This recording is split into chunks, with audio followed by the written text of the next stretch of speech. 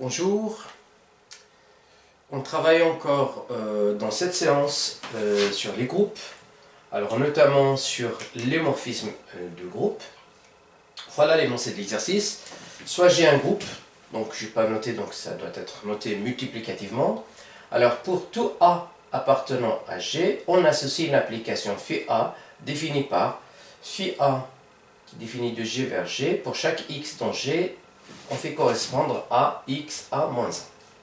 On note A, bien haute de G, le groupe des automorphismes de G, c'est-à-dire les morphismes de groupe de G dans G qui sont bijectifs, ce qu'on appelle les isomorphismes de G dans G qui deviennent bien sûr les automorphismes de G. Montrer que l'application grand phi définie de G vers l'automorphisme de G pour chaque élément A fait correspondre phi A est un morphisme de groupe. Et on demande quel est son noyau. On y va, donc on va démontrer ça. Alors, on commence par démontrer que phi est un morphisme de groupe. Alors, je dois prendre deux éléments de G et je dois démontrer par exemple que grand phi de A, B est égal à phi de A. Donc, la loi de EG, de haute G, c'est rang. Et donc, ça va faire normalement phi de A rang phi de B. Allez, c'est ça ce qu'on va démontrer. Donc, soit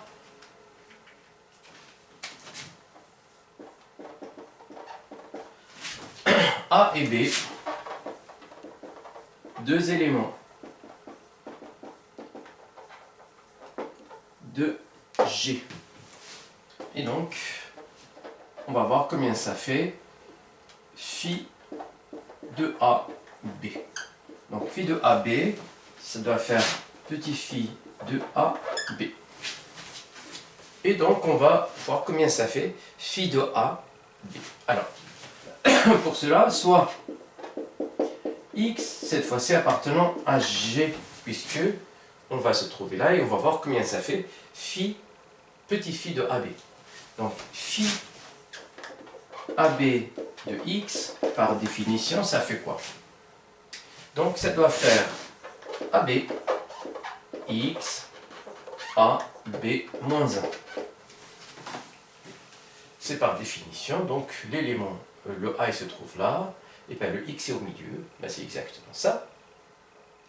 Ensuite, ben, j'ai juste à développer ici, en fait, enlever les parenthèses, donc ça va faire A, B, X. Alors, sachant que là, qui rappelle très vite, que A, B moins 1, il faut faire attention, c'est B moins 1, A moins 1. Et donc, ça, on va le voir.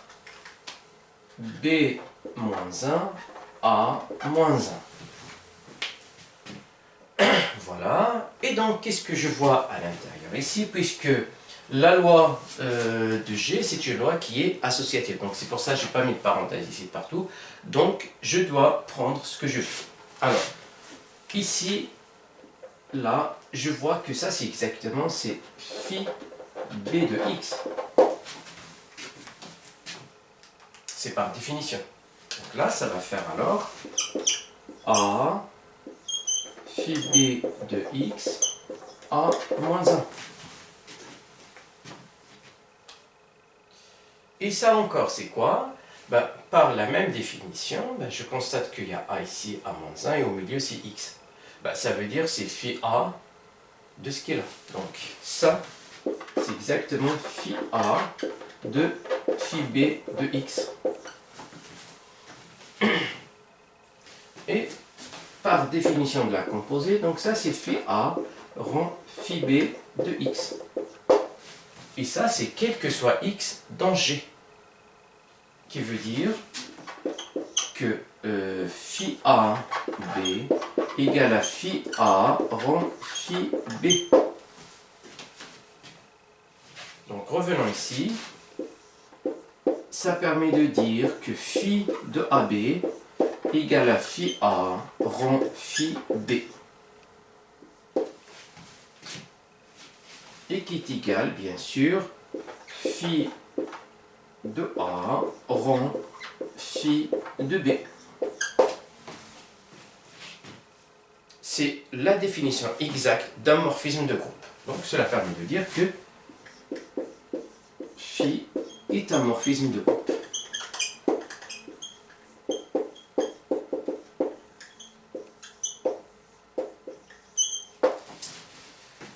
Voilà la première partie, donc phi maintenant est un morphisme de groupe. Alors on va voir qu'il est sans noyau. Donc, je vais effacer tout ça pour voir quel est le noyau.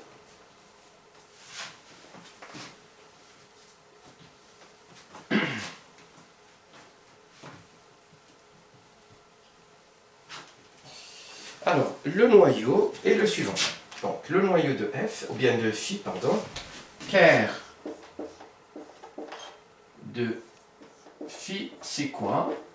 Par définition, ce sont les éléments de G qui sont envoyés sur l'élément neutre de haute de G. C'est-à-dire les éléments de G dans l'image. Alors, l'élément neutre de haute G, c'est l'identité. Donc, c'est l'ensemble des E, bien des A qui appartient à G, tel que phi de A égale à l'identité de G. C'est-à-dire l'identité de G, c'est-à-dire les éléments, en fait, l'application qui envoie chaque élément sur lui-même. Je ferme la collade ici. Eh bien, on va voir à quoi ça correspond les éléments de G. Eh bien, à quoi ça correspond cet ensemble-là? Alors, soit A appartient à ker de phi, qui veut dire que phi de A égale l'identité de G. Voilà. Alors, ça veut dire quoi?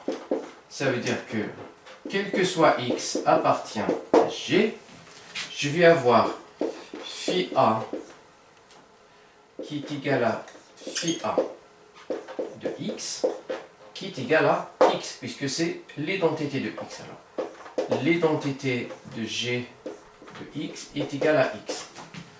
Donc, phi A de x égale à x. Ça, c'est quel que soit x appartient à G. C'est par définition A. Dans le ker, ça veut dire que A est envoyé sur l'élément neutre de l'automorphisme de G. Donc, phi de A l'identité. Alors, ça veut dire que phi de A... phi de A de x. Donc, phi de A, ça fait phi de A de x. C'est l'identité de x. Et ça fait x. Donc, revenons à dire que phi de A de x égale à x, quel que soit x. Or, phi A de x, c'est quoi? Par définition ici, c'est ax à moins 1. Donc, ax à moins 1 égale à x. Donc, ça permet de dire, donc en multipliant à droite par a, je vais avoir ax égale à xa. Donc, je multiplie à droite ici par a, et je multiplie à droite par a. Donc, je vais avoir ax égale à x. Alors, autrement dit, ker de phi, c'est les a qui appartient à G, tel que ax égale à xa, et ça, quel que soit x appartient à G. Et ça nous rappelle quelque chose de très important, ce qu'on appelle le centre de G, c'est-à-dire c'est l'ensemble des éléments qui commutent avec tous les autres. Donc c'est l'ensemble des éléments de G qui commutent avec tous les autres. Donc voilà. Et le plus souvent, donc là c'est le centre, on l'appelle Z de G. Donc le centre, qu'on appelle le centre de G.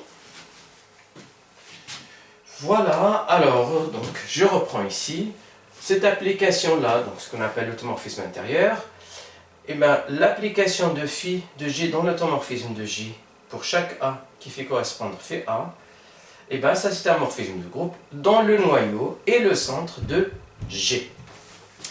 Voilà, donc j'arrive à la fin de cet exercice, je vous souhaite une très bonne journée et à très bientôt.